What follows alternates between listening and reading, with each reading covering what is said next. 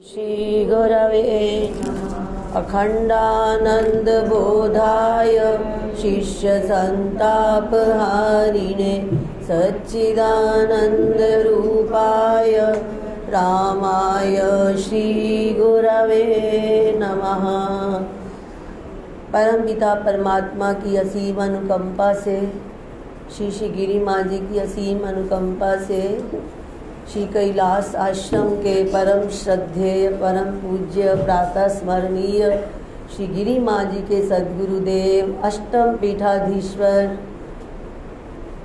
जी महाराज का आज 53वां निर्वाण दिवस है, जिसमें आप सब ने 21 दिन यहाँ 1 घंटा जप चला और गीता भाष्य पाठ किया।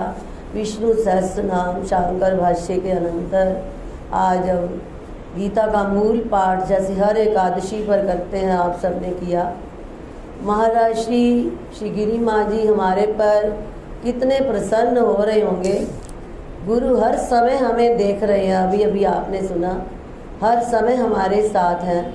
अगर हम उनके बताए हुए मार्ग पर चलते हैं, जग सारा छोड़ू ना तेरा साथ, अगर ऐसा रहेगा तो गुरु की कृपा बनी रहे दिन रात। तो कैसे पता चलेगा कि गुरु की कृपा दिन रात बनी हुई है? जब हमारा मन आत्मनिष्ठा में दृढ़ होने लगे, जब हमारा मन आत्म तत्व का ही अभ्यास करे, चिंतन करे, कथन करे, आपस में वार्तालाप करे और किसी पदार्थ की इच्छा ना रहे, तब सोच लो गुरु की कृपा दिन रात हमारे पर बरस रही है।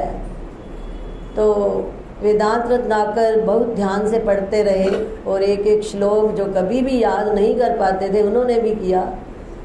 तो उसी में से मैं भी एक श्लोक बोल रही हूँ कि जो ये विषय हैं ये क्षण भंगुर है, इनका तिरस्कार करो और क्यों व्यर्थ में व्याकुल हो रहे हो। इस प्रकार अगर इनको क्षण भंगुर देखोगे तो तुम्हारा मन अपने आप ही परमात्म तत्व में लगेगा। परिभावय भंगुरानिमान व्यथ से किमिति बालिश प्रसभम त्रोटय मोह बंधनम। ये जो विषय है क्षण भंगुर है और दुख देने वाले हैं। जैसा कि गीता में भी कहा है, यही संस्पर्श जाब होगा दुख योनय एवते आद्यंतवंतः कौन्तेय न तेषु रमते हुदा। ये विषय क्षण भंगुर हैं, आने जाने वाले हैं, दुख देने वाले हैं और इसमें जो विवेकी पुरुष है वो नहीं रमता। रमना नहीं है, नाटक करना है। आपको यदि माता का नाटक मिला, करो, बच्चों की सेवा करो, पति की सेवा करो और भी समाज में जहाँ जहाँ जो जो आप कर्तव्य कर रहे हो करो, परंतु इसमें लीन नहीं होना। हर समय ये सोचना है कि ये थोड़े दिन का खेल है। बाप बेटा या भतीजा थोड़े दिन का खेल है, लंबी यात्रा में मिले यात्री का जैसे मेल है। मेल समझना है बस, ये थोड़े दिन का, सच्चा नहीं समझ लेना। हम दुखी तब होते हैं जब हम खेल को सच्चा समझ लेते हैं या उसकी असलियत नहीं जानते। तो सुबह ही मैं एक शास्त्री जी महाराज की चैतन्य वचनामृतम पुस्तक है, उसमें बड़े दृष्टांत है, वही पढ़ रही थी। महाराज जी ने बड़े सुंदर दृष्टांत लिखे हैं कि एक बच्चा मिश्री का बड़ा शौकीन था।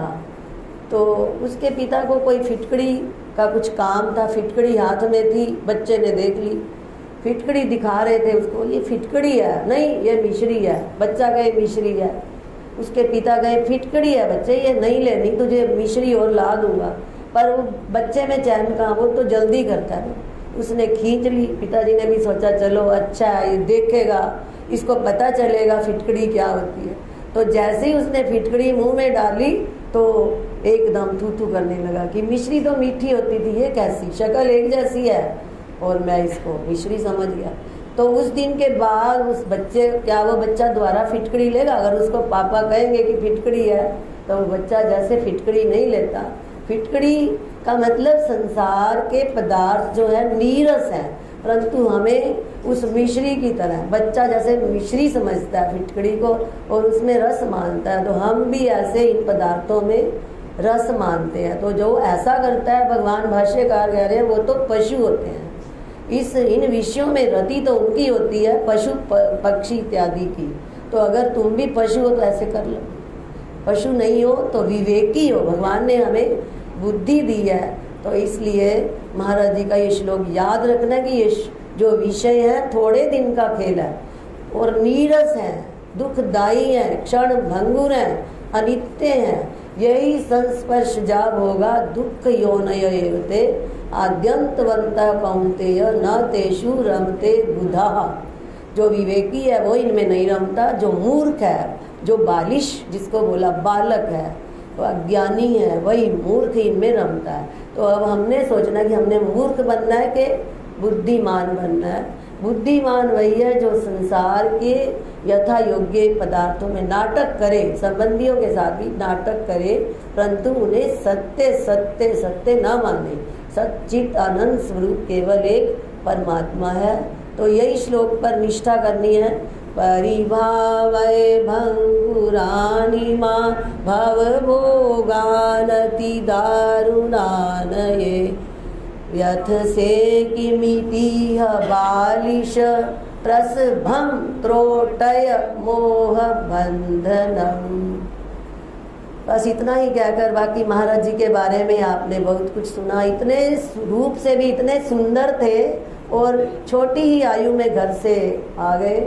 थोड़ी ही देर में भूख लगी रेलवे लाइन के पास, तो एक छोटी सी देवी आई और बहुत सी परौंठियाँ आलू की लेके आई, क्योंकि देवी की भी पूजा करते थे बचपन से ही। तो वो इतनी सारी परौंठियाँ देगी, कहते हमने सारी खा ली, उसके बाद हमें भूख नहीं लगी। तो इतना मतलब जिसने सांसारिक पदार्थ मांगे उसकी झोली भर दी, और जिसने आत्मज्ञान मांगा उसकी आत्मज्ञान से झोली भर दी। हमारे श्री गिरी माँ जी ने उनसे आत्मज्ञान मांगा जो नित्य सदा रहने वाला है, और वही महाराज माता जी ने हमें बांटा। तो इस प्रकार उनके गुण गान करते करते करते कभी तृप्ति नहीं होती। अभी आप सुन ही रहे थे, असित गिरि समं स्यात् कज्जलं सिंधु पात्रे सुरतरुवर शाखा लेखनी पत्र मुरली लिखति यदि गृहीत्वा शारदा सर्वकालं तदपि तव गुणानां ईश्वरम्।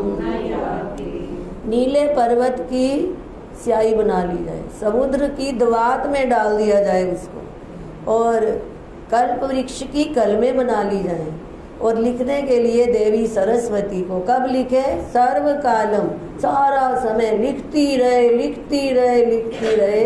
फिर भी हे गुरुदेव, हे भगवान, आपके गुणों का पार नहीं पाया जा सकता। तो ऐसे गुरुदेव को हम बार बार वंदन करते हैं, अभिनंदन करते हैं।